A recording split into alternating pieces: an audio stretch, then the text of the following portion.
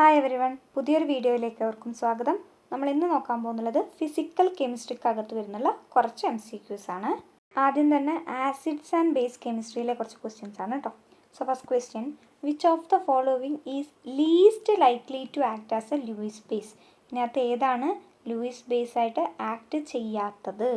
അപ്പോൾ നമുക്കറിയാം H2O ഒരു ലൂയിസ് ബേസ് ആണ്, OH മൈനസ് ഉണ്ട് കേട്ടോ, അതും ഒരു ലൂയിസ് ബേസ് ആണ്. അതുപോലെ തന്നെ NH3 ഒരു ലൂയിസ് ബേസ് ആണ്. അപ്പോൾ ഇവിടെ ഏതാണ് ഒരു ലൂയിസ് ബേസ് ആയിട്ട് ആക്ട് ചെയ്യാത്തത്? BF3 എന്താണ്? ഒരു ലൂയിസ് ആസിഡ് ആണ് അല്ലേ, പഠിച്ചിട്ടുണ്ട്. ലൂയിസ് ആസിഡ് ആണ് ഏത്? BF3 എന്ന് പറയുന്നത്. അപ്പോൾ ഇവിടെ correct option D. Which among the following is not true? താഴെ പറഞ്ഞിരിക്കുന്നതിൽ ട്രൂ അല്ലാത്തത് ഏത്? Among halide ions iodide is the most powerful reducing agent. Halide അയോൺസിനകത്ത് അയഡൈഡ് അയോൺസ് ആണ് മോസ്റ്റ് പവർഫുൾ ആയിട്ടുള്ള റെഡ്യൂസിങ് ഏജൻസ് ആയിട്ട് വരുന്നുള്ളത്. അപ്പോൾ ആ സ്റ്റേറ്റ്മെൻറ്റ് കറക്റ്റാണ്. Next, fluorine is the only halogen that does not show variable oxidation state.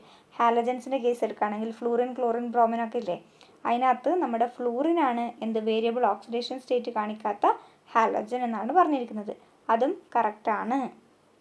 Next, HOCl is a stronger acid than HOBr. HOBrനേക്കാളും stronger ആണ് ആര്? HOCl എന്ന് പറയുന്നത് അല്ലേ. സോ ആ സ്റ്റേറ്റ്മെൻറ്റും കറക്റ്റാണ്. Next, HF is stronger than HCl. ഇവിടെ ഇത് തെറ്റാണ്. HF ആണോ സ്ട്രോങ്ങർ, HCl ആണോ സ്ട്രോങ്ങർ? ഹൈഡ്രോക്ലോറിക് ആസിഡ് അല്ലേ സ്ട്രോങ്ങർ. അപ്പോൾ ഇവിടെ HCl ആണ് സ്ട്രോങ്ങർ ആയിട്ട് വരിക കേട്ടോ ഈ കേസിൽ. സാധാരണ എന്താണ് താഴോട്ട് നമ്മളിപ്പോൾ HF, first fluorine, then chlorine, bromine, iodine എന്നല്ലേ പറയാം.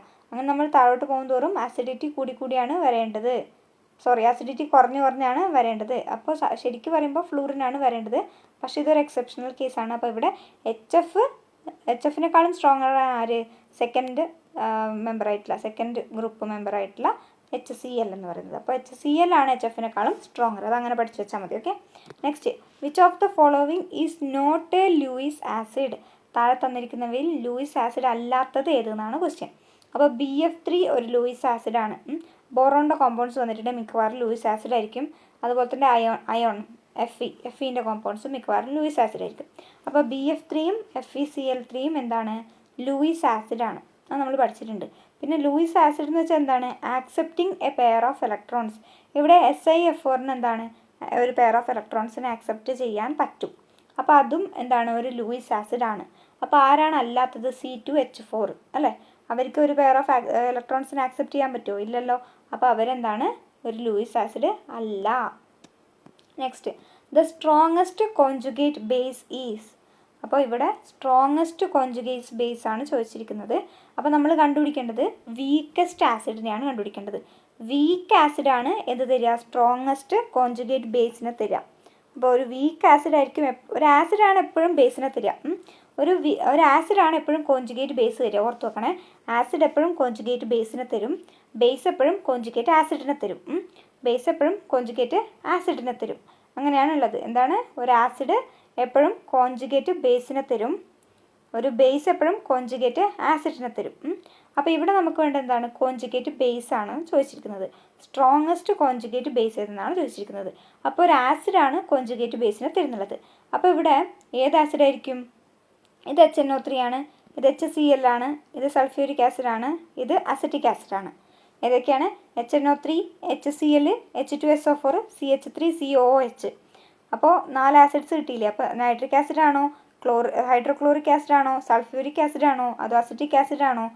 വീക്കർ ഒന്നും ആലോചിച്ച് നോക്കിയേ. അപ്പോൾ ഏതാ കറക്റ്റ് കിട്ടുക? വീക്ക് ആസിഡായിട്ട് വരുന്നത് അസറ്റിക് ആസിഡാണ്. അപ്പോൾ വീക്ക് ആസിഡാണ് എപ്പോഴും കോൺജുഗേറ്റ് ബേസിന് തരിക. ഇപ്പോൾ നമുക്കൊരു ആസിഡ് തന്നു, അതായത് ഇപ്പോൾ HNO3 എന്ന് പറയുന്ന ആസിഡ് തന്നു. എന്നിട്ട് നമ്മളോട് അതിൻ്റെ കോൺജുഗേറ്റ് ബേസ് കണ്ടുപിടിക്കാൻ പറഞ്ഞാൽ നമ്മൾ എന്ത് ചെയ്യണം? ഇതിൻ്റെ H റിമൂവ് ചെയ്യുക, H+ റിമൂവ് ചെയ്യാം. അപ്പോൾ ബാക്കി വരുന്നതാണ് NO3-. അങ്ങനെയാണ് ഈ നൈട്രിക് ആസിഡിൽ നിന്ന് ഈ കോൺജുഗേറ്റ് ബേസ് ഉണ്ടായിരുന്നത്. പക്ഷെ അത് സ്ട്രോങ് അല്ല, അത് വീക്കാണ്. കാരണം ഒരു സ്ട്രോങ് ആസിഡാണ് HNO3 എന്ന് പറയുന്നത്. അങ്ങനെ സ്ട്രോങ് ആയിട്ടുള്ള ആസിഡിൽ നിന്ന് വരുന്ന ബേസ് എപ്പോഴും വീക്ക് കോൺജുഗേറ്റ് ബേസ് ആയിരിക്കും. അപ്പോൾ ഈ Cl- ഏത് ആസിഡിൻ്റെയാണെന്ന് നമ്മൾ എങ്ങനെ അറിയാം? Cl- കൂടെ ഒരു H+ ആഡ് ചെയ്യുക.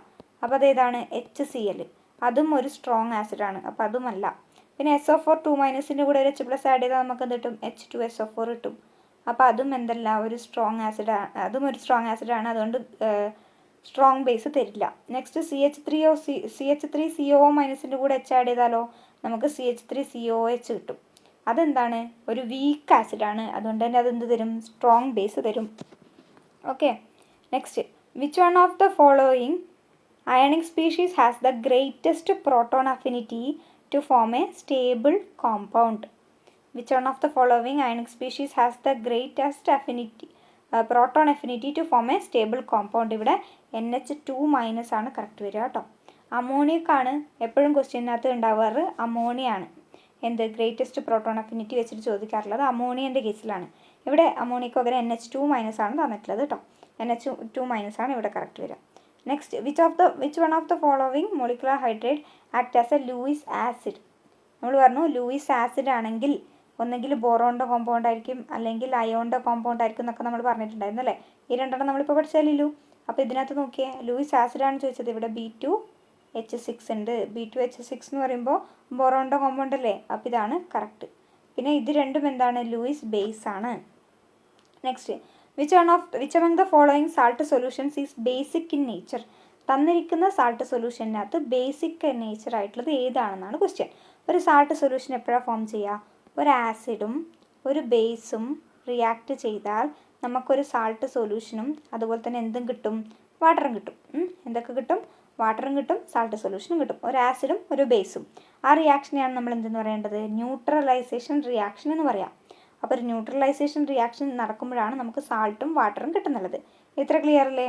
അപ്പോൾ ഇനി നമുക്കിവിടെ നോക്കേണ്ടത്, ഇപ്പോൾ ഇങ്ങനെ ഒരു ആസിഡും ഒരു ബേസും റിയാക്ട് ചെയ്തപ്പോൾ കിട്ടിയ സോൾട്ട്സ് ആണ് ഇവിടെ പറഞ്ഞിരിക്കുന്ന 4 അപ്പോൾ ഒന്ന് അമോണിയം സൾഫേറ്റ്, പിന്നെ ഒന്ന് അമോണിയം നൈട്രേറ്റ്, പിന്നെ ഒന്ന് സോഡിയം അസറ്റേറ്റ്, പിന്നെ ഒന്ന് അമോണിയം ക്ലോറൈഡ്.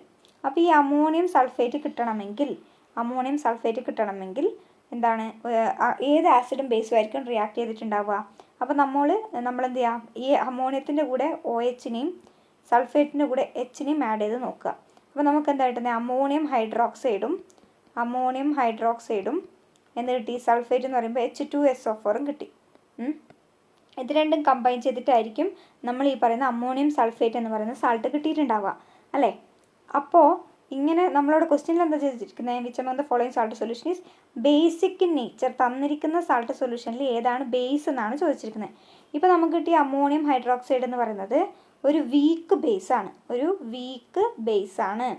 ഈ H2SO4 എന്ന് പറയുന്നത് ഒരു സ്ട്രോങ് ആസിഡാണ്. അങ്ങനെയുള്ള ഒരു വീക്ക് ആസിഡും ഒരു സ്ട്രോങ് ആസിഡും റിയാക്ട് ചെയ്താൽ നമുക്ക് കിട്ടുന്ന സാൾട്ട് എന്ന് പറയുന്നത് എന്തായിരിക്കും? അസിഡിക് ആയിരിക്കും.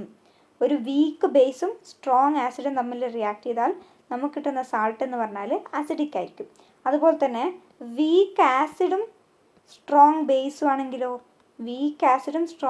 ആണെങ്കിൽ നമുക്ക് കിട്ടുന്ന സാൾട്ട് എന്ന് പറഞ്ഞാൽ ബേസിക് ആയിരിക്കും. ഇനി സ്ട്രോങ് ആസിഡും സ്ട്രോങ് ബേസും ആണെങ്കിൽ സാൾട്ട് ന്യൂട്രൽ ആയിരിക്കും. അതുപോലെ തന്നെ വീക്ക് ആസിഡും വീക്ക് ബേസും ആണെങ്കിൽ സാൾട്ട് ന്യൂട്രൽ ആയിരിക്കും. അപ്പോൾ സ്ട്രോങ്ങും എടുത്താൽ ന്യൂട്രൽ ആയിരിക്കും. പകരം ഒരു വീക്കും ഒരു സ്ട്രോങ്ങുമാണ് എടുക്കുന്നതെങ്കിൽ ശ്രദ്ധിക്കുക, വീക്ക് ആസിഡും സ്ട്രോങ് ബേസും എടുത്താൽ നമുക്ക് ബേസ് ആയിരിക്കും കിട്ടുക. വീക്ക് ബേസും സ്ട്രോങ് ആസിഡും എടുത്താൽ നമുക്ക് ആസിഡ് ആയിരിക്കും കിട്ടുക. ഓക്കെ. അപ്പോൾ നമ്മളോട് ചോദിച്ചിരിക്കുന്നത് എന്താണ്? എന്താ ചോദിച്ചിരിക്കുന്നത്? Which among the following salt solution is basic ആണ് ചോദിച്ചിരിക്കുന്നത്. ഏതാണ് ബേസിക്? അങ്ങനെയാണെങ്കിൽ എങ്ങനത്തത് തമ്മിൽ റിയാക്ട് ചെയ്യണം? ഒരു വീക്ക് ആസിഡും ഒരു സ്ട്രോങ് ബേസും തമ്മിൽ റിയാക്ട് ചെയ്താൽ മാത്രമേ ഒരു ബേസ് കിട്ടുള്ളൂ. ഒരു വീക്ക് ആസിഡും സ്ട്രോങ് ബേസും തമ്മിൽ റിയാക്ട് ചെയ്താലാണ് ഒരു ബേസ് കിട്ടുക. അപ്പോൾ അങ്ങനെ ഇവിടെ തന്നിരിക്കുന്ന സാൾട്ടിനകത്ത് ഏതാണ് അങ്ങനെ ഫോം ചെയ്തിരിക്കുന്നത് നോക്കാം. ഇവിടെ നമ്മൾ എന്ത് പറഞ്ഞു? അമോണിയം സൾഫേറ്റ് എന്ന് പറയുമ്പോൾ അമോണിയം ഹൈഡ്രോക്സൈഡും H2SO4 ആയിരിക്കും. H2SO4 സ്ട്രോങ് ആസിഡും അമോണിയ വീക്ക് ബേസുമാണ്. അതുകൊണ്ട് തന്നെ ഇത് നമുക്ക് എന്ത് തരില്ല? ബേസിക് കോമ്പൗണ്ട് തരില്ല. പിന്നെ അമോണിയം നൈട്രേറ്റ് ആണ്. ഇവിടെ അമോണിയം ഹൈഡ്രോക്സൈഡ്, അത് വീണ്ടും വീക്ക് ബേസാണ്. നൈട്രേറ്റ് എന്ന് പറയുമ്പോൾ നമ്മുടെ നൈട്രിക് ആസിഡ് എടുക്കാം. അപ്പോൾ ഇത് സ്ട്രോങ് ആസിഡാണ്. അപ്പോൾ അത് കിട്ടില്ല. പിന്നെയുള്ളത് സോഡിയം അസറ്റേറ്റ് ആണ്. സോഡിയം അസറ്റേറ്റ് എന്ന് പറയുമ്പോൾ നമ്മൾ ഈ അസറ്റേറ്റിൻ്റെ കൂടെ ഒരു H കൊടുക്കുകയാണ്, ഇവിടെ ഒരു OH കൊടുക്കുകയാണ്. അപ്പോൾ നമുക്ക് എന്താ കിട്ടിയത്? സോഡിയം ഹൈഡ്രോക്സൈഡ് കിട്ടി അല്ലേ. സോഡിയം ഹൈഡ്രോക്സൈഡും അസറ്റിക് ആസിഡും കിട്ടും. എന്ത് കിട്ടും? സോഡിയം ഹൈഡ്രോക്സൈഡും അസറ്റിക് ആസിഡും കിട്ടും. ഈ സോഡിയം ഹൈഡ്രോക്സൈഡ് എന്ന് പറഞ്ഞാൽ ഒരു സ്ട്രോങ് ബേസ് ആണ്. അതുപോലെ തന്നെ അസിറ്റിക് ആസിഡ് എന്ന് പറഞ്ഞാൽ ഒരു വീക്ക് ആസിഡാണ്. അപ്പോൾ ഈ സോഡിയം ഹൈഡ്രോക്സൈഡും അസിറ്റിക് ആസിഡും തമ്മിൽ കമ്പൈൻ ചെയ്യുമ്പോൾ കിട്ടുന്ന സോഡിയം അസറ്റേറ്റ് ആണ് ഏത് ബേസിക്കായിട്ട് വരുന്നുള്ളത്. ഓക്കെ അല്ലേ?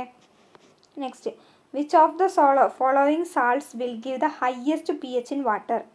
ഹയസ്റ്റ് പി എച്ച് നമ്മൾ നേരത്തെ കണ്ട ഇപ്പോൾ ഈ ക്വസ്റ്റ്യൻ ഇല്ലേ, ഇത് തന്നെയാണ് സംഭവം. പക്ഷേ ഇവിടെ ബേസിക് ഇൻ നേച്ചർ എന്ന് ചോദിച്ചു, പക്ഷേ ഇവിടെ ഹയസ്റ്റ് പി എച്ച് എന്ന് ചോദിക്കുന്നു. ഹയസ്റ്റ് പി എച്ച് എന്ന് പറയുമ്പോൾ ബേസിക് അല്ലേ, പി എച്ച് 7ൻ്റെ മേലെ ആയിരിക്കണം ഹയസ്റ്റ്, അതായത് 10, 11, 12 എന്നൊക്കെ വരണം. അപ്പോൾ ഈ തന്നിരിക്കുന്ന സാൾട്ട്സ് ഏതൊക്കെ വെച്ചിട്ടാണ് ഫോം ചെയ്തതെന്നൊക്കെ നമ്മൾ കണ്ടുപിടിക്കണം.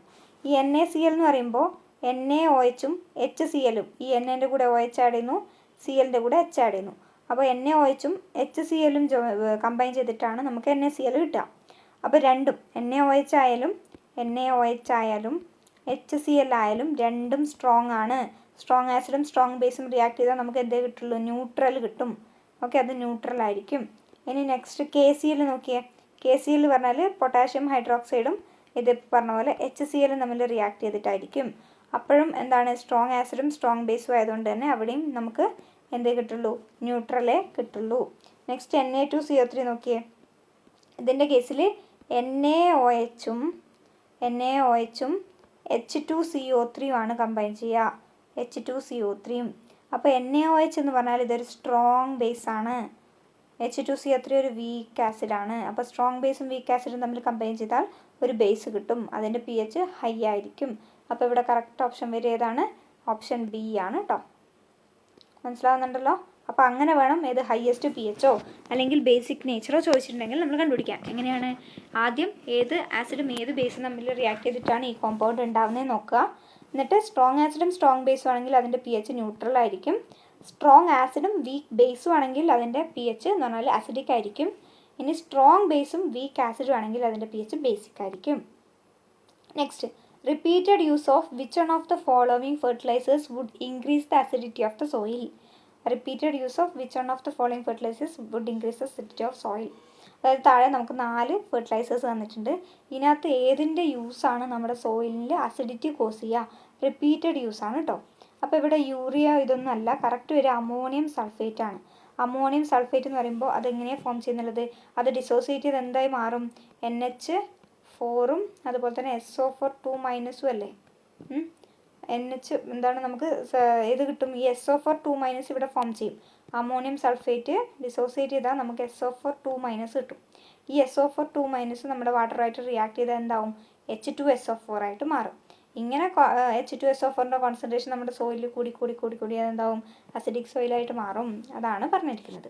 Next, buffer solutions have constant acidity and alkalinity because. നമ്മുടെ ബഫർ സൊല്യൂഷൻസ് എന്ന് വെച്ചാൽ എന്താണ്? ഒരു pH ചേഞ്ചിനെ റെസിസ്റ്റ് ചെയ്യാൻ പറ്റുന്ന ആൾക്കാരനെയാണ് എന്ത് പറയുക? ബഫർ സൊല്യൂഷൻസ് എന്ന് പറയാം.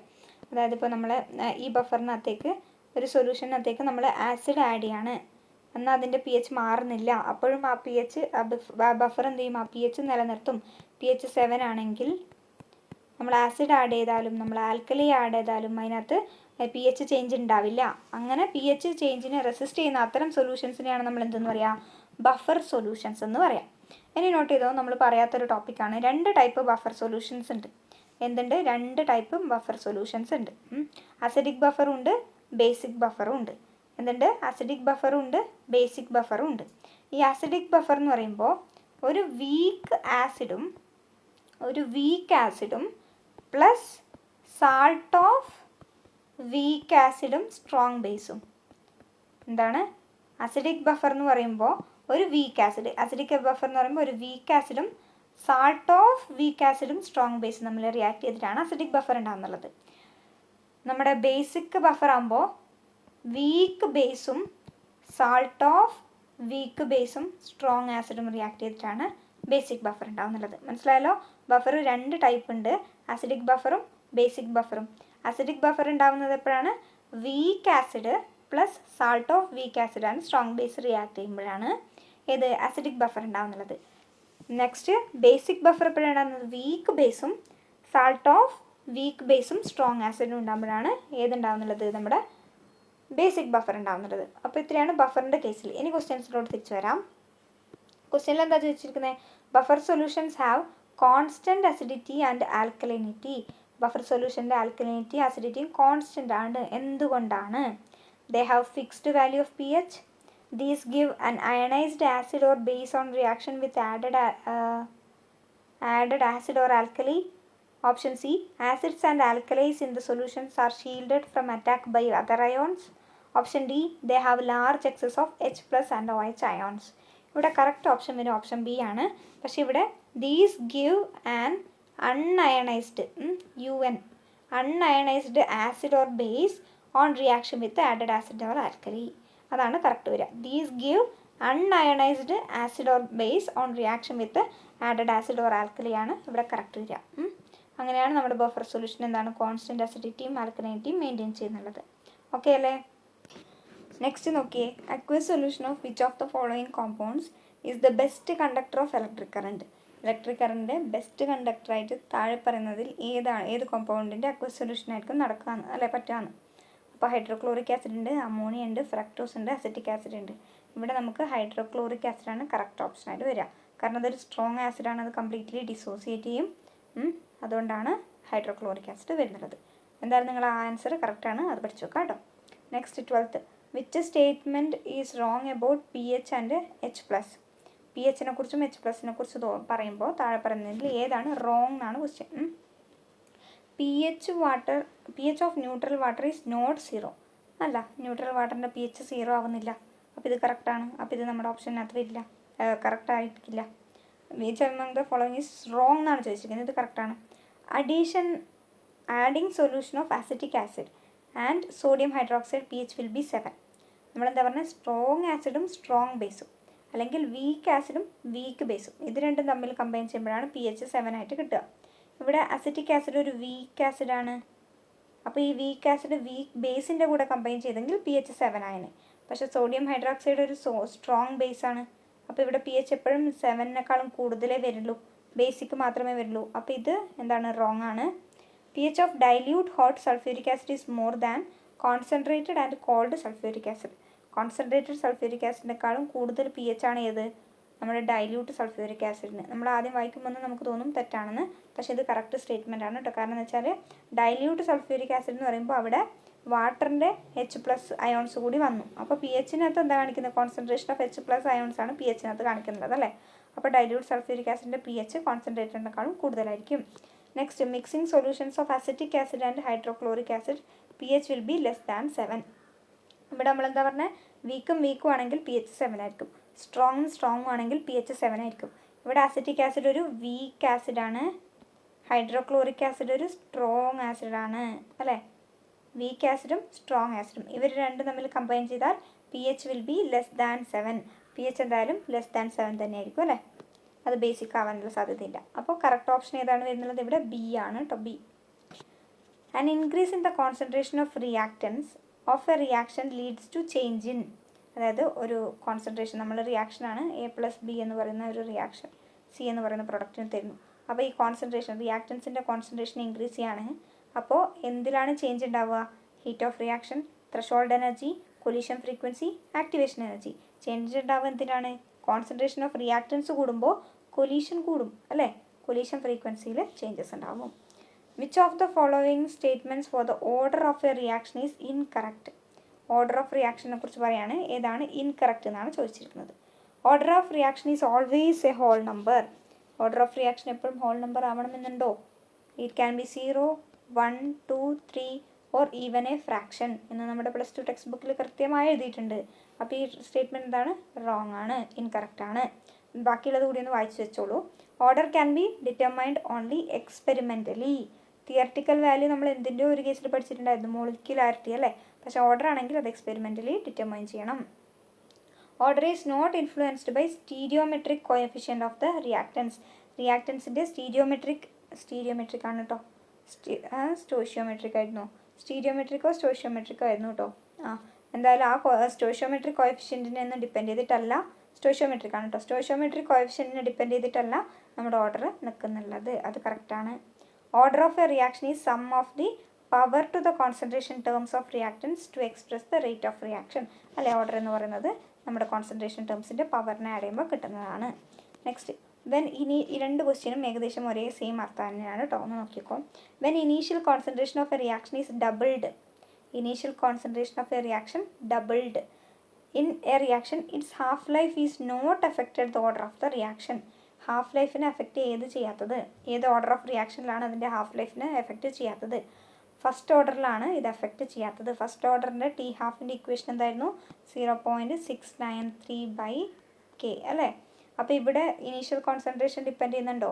ഇല്ലല്ലോ. അപ്പോൾ ഇനീഷ്യൽ കോൺസെൻട്രേഷൻ ഇവിടെ ഡബിൾ ആയാലും ട്രിപ്പിൾ ആയാലും എന്തായാലും ഇതിനെ ബാധിക്കുന്നില്ല. അപ്പോൾ ഇവിടെ കറക്റ്റ് ഓപ്ഷൻ ഫസ്റ്റ് ഓർഡറാണ്. നെക്സ്റ്റ് സെയിം ക്വസ്റ്റ്യൻ തന്നെയാണ്, തിരിച്ചു വെച്ചിരിക്കുകയാണ്.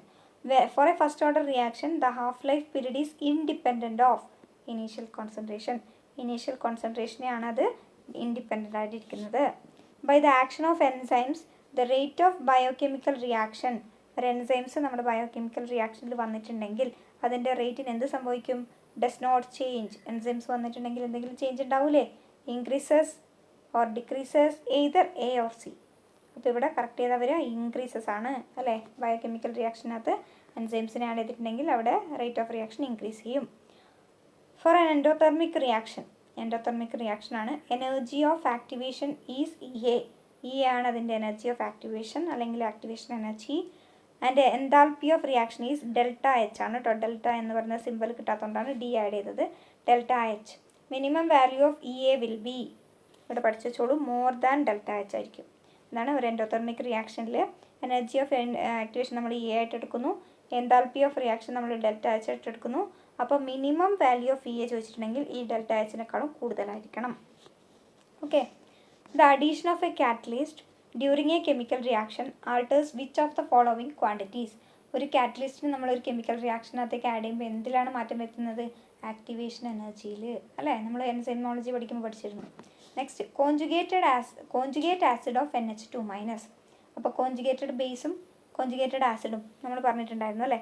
അപ്പോൾ NH2- കോഞ്ചുഗേറ്റഡ് ആസിഡ് കണ്ടുപിടിക്കണം. നമുക്ക് ഏതെങ്കിലും ഒരു സബ്സ്റ്റൻസ് തന്നിട്ട് അതിൻ്റെ ആസിഡ് കണ്ടുപിടിക്കാൻ പറഞ്ഞാൽ, അതിൻ്റെ കോഞ്ചുഗേറ്റഡ് ആസിഡ് കണ്ടുപിടിക്കാൻ പറഞ്ഞാൽ നമ്മൾ അതിൻ്റെ കൂടെ H+ ആഡ് ചെയ്യാം. NH2- കൂടെ ഒരു H+ ആഡ് ചെയ്താൽ നമുക്ക് കിട്ടുന്നത് NH3 ആണ്. ഇനിയിപ്പോൾ നമുക്ക് വേറൊരു കോമ്പൗണ്ട് തന്നിട്ട് അതിൻ്റെ കോഞ്ചുഗേറ്റ് ബേസ് ആണ് കണ്ടുപിടിക്കാൻ പറഞ്ഞതെങ്കിൽ, ബേസ് ആണ് കണ്ടുപിടിക്കാൻ പറയുന്നതെങ്കിൽ നമ്മൾ അതിൻ്റെ കൂടെ OH- ആഡ് ചെയ്യാം. ഓക്കെ. ഇപ്പോൾ NH4 തന്നു, എന്നിട്ട് നമ്മളോട് ഇതിൻ്റെ കോഞ്ചുഗേറ്റ് ബേസ് കണ്ടുപിടിക്കാൻ പറയുമ്പോൾ നമ്മൾ അതിൻ്റെ നേരെ എന്താണ് OH ആഡ് ചെയ്യുക. കോഞ്ചുഗേറ്റഡ് ആസിഡ് കണ്ടുപിടിക്കാൻ പറഞ്ഞാൽ H+ ആഡ് ചെയ്യാം. ഓക്കെ അല്ലേ? കോഞ്ചുഗേറ്റഡ് ആസിഡാണ് ഏതിൻ്റെ സമയത്ത് ആസിഡ് കണ്ടുപിടിക്കാൻ പറഞ്ഞിട്ടുണ്ടെങ്കിൽ അതിൻ്റെ കൂടെ H+ ആഡ് ചെയ്യുക. അതുപോലെ തന്നെ ബേസ് കണ്ടുപിടിക്കാൻ പറഞ്ഞിട്ടുണ്ടെങ്കിൽ OH- ആഡ് ചെയ്യുക. അപ്പോൾ ഇവിടെ നമ്മൾ NH2-ൻ്റെ കൂടെ ഒരു H+ ആഡ് ചെയ്യുമ്പോൾ കിട്ടുന്നത് NH3 ആണ്. നെക്സ്റ്റ് ലാസ്റ്റ് ക്വസ്റ്റ്യൻ ആണ്. The pH of blood does not appreciably changed by a small addition of an acid or base because the blood, അതായത് ബ്ലഡിൻ്റെ pH എന്താണ്, ചെറിയൊരു എമൗണ്ടിൽ ആസിഡോ ബേസോ ആഡ് ചെയ്യുമ്പോൾ അത് മാറുന്നില്ല. എന്തുകൊണ്ടാണ്? It can be easily conjugated, contains iron as A part of the molecule, it is A body fluid, contains serum protein which act as A buffer. അപ്പോൾ buffer solution എന്താ നമ്മൾ പഠിച്ചു? എന്താണ് ആസിഡിക് അല്ലെങ്കിൽ എന്താണ് ആൽക്കലി ആഡ് ചെയ്തിട്ടുണ്ടെങ്കിൽ അതിൽ pHൽ ഉണ്ടാകുന്ന ചേഞ്ച് റെസിസ്റ്റ് ചെയ്യുന്ന ആൾക്കാരാണ് ബഫർ സൊല്യൂഷൻസ്. അപ്പോൾ ഇവിടെ നമ്മുടെ ബ്ലഡിനകത്ത് ആരുണ്ട് ബഫറായിട്ട് ആക്ട് ചെയ്യാൻ? സെറം പ്രോട്ടീൻസ് ഉണ്ട്. അതുകൊണ്ടാണ് നമ്മുടെ ബ്ലഡിനകത്ത് ചെറിയ എമൗണ്ടിൽ സ്മോൾ അഡീഷൻ ഓഫ് ആസിഡോ ബേസോ വന്നിട്ടുണ്ടെങ്കിൽ എന്താണ് pH മാറാത്തത്. ഓക്കെ അല്ലേ? അപ്പോൾ ഇത്രയും ക്വസ്റ്റ്യൻസാണ് ഇന്ന് നമ്മൾ നോക്കുന്നുള്ളത്. ഇതിൻ്റെ തന്നെ പാർട്ട് 2 നമ്മൾ നാളെ രാവിലെയോ അല്ലെങ്കിൽ നാളെ വൈകുന്നേരമായിട്ട് ഇട്ടുതരാം കേട്ടോ. ഫിസിക്കൽ കെമിസ്ട്രിയുടെ തന്നെ നമ്മൾ എല്ലാ ഭാഗങ്ങളും കവർ ചെയ്തിട്ടില്ലല്ലോ. കൊലിഗേറ്റീവ് പ്രോപ്പർട്ടീസിൻ്റെ ഒക്കെ ബാക്കിയുണ്ടല്ലോ. അപ്പോൾ അത് നമ്മൾ വരുന്ന ദിവസങ്ങളിലായിട്ട് ഇട്ടുതരാം കേട്ടോ. അപ്പോൾ ചാനൽ സബ്സ്ക്രൈബ് ചെയ്യാത്തവരുണ്ടെങ്കിൽ സബ്സ്ക്രൈബ് ചെയ്യുക, ഇഷ്ടപ്പെടുന്നുണ്ടെങ്കിൽ ലൈക്ക് ചെയ്യുക, അതുപോലെ തന്നെ ഫ്രണ്ട്സിന് ഷെയർ ചെയ്ത് കൊടുക്കുക. താങ്ക്